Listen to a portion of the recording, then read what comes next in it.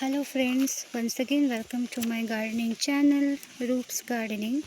ಇವತ್ತು ನಾನು ಮಾಡ್ತಾ ಇರೋವಂಥ ವಿಡಿಯೋ ಇದು ಸುಮಾರು ನಿಮ್ಗೆ ನೋಡಿದರೆ ಗೊತ್ತಾಗುತ್ತೆ ಯಾವುದು ಅಂತ.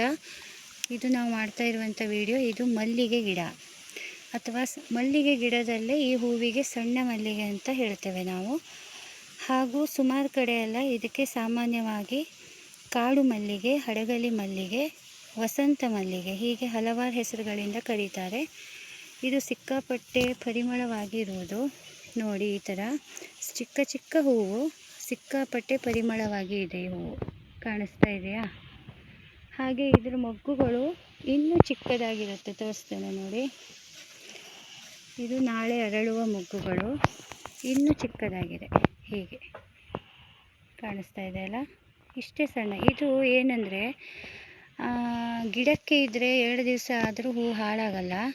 ಅದೇ ನಾವು ಗಿಡದಿಂದ ತೆಗೆದರೆ ಇದು ಆಯಿತು ಒಂದಿನ ಅಂದರೆ ಇದು ಹಾಳಾಗಿಬಿಡುತ್ತೆ. ಬೆಳಗ್ಗೆ ತೆಗೆದು ದೇವರಿಗೆ ಉಪಯೋಗಿಸಿ ಅಥವಾ ಪೂಜೆಗೆ, ದೇವರಿಗೆ ಅಥವಾ ಮಾಲೆ ಮಾಡಿ ಹೀಗೆ ಮಾಡಿ ಒಂದು ಸ್ವಲ್ಪ ಹೊತ್ತಿಗೆ ಇದು ಹಾಳಾಗಿಬಿಡ್ತದೆ. ಇದು ಹೀಗೆ ಗಿಡದಲ್ಲೇ ಇದ್ದರೆ 2 ದಿವಸ ಆದರೂ ಹಾಳಾಗಲ್ಲ. ಇದು ಚೆಂಡಾಗಿ ಬಿಡುತ್ತೆ ನೋಡಿ. ಹೀಗೆ ಗೊಂಚಲುಗಳಾಗಿ ಹೀಗೆ ಬಿಡುತ್ತೆ ಇದು.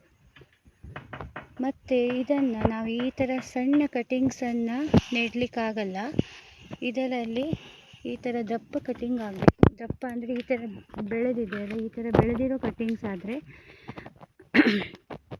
ಅದು ನೆಡ್ಬೋದು. ಬೆಳೆದಿರೋ ಕಟಿಂಗ್ಸ್ ನೋಡಿ. ಇದು ಒಂದೇ ತೋರಿಸ್ತೇನೆ ನಿಮಗೆ. ಇದು ಒಂದೇ ಗಿಡ ಹೀಗೆ ಇಲ್ಲಿ ತೋರಿಸ್ತೇನೆ ನೋಡಿ. ಹೀಗೆ ಇದು ಒಂದು ಗಿಡದಲ್ಲಿ ಹೀಗೆ ಹಬ್ಬಿದ್ದು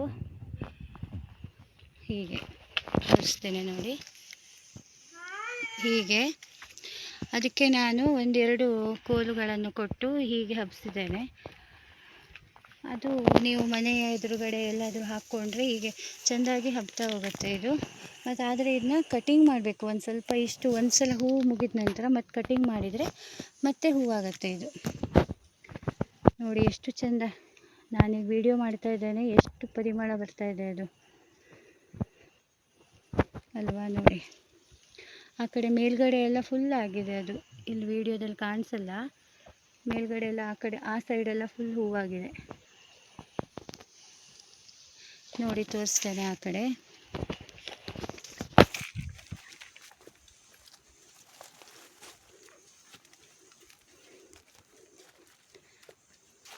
ನೋಡಿ ಫ್ರೆಂಡ್ಸ್, ಇಲ್ಲಿ ಎಷ್ಟು ಚೆಂದ ಅಲ್ವಾ.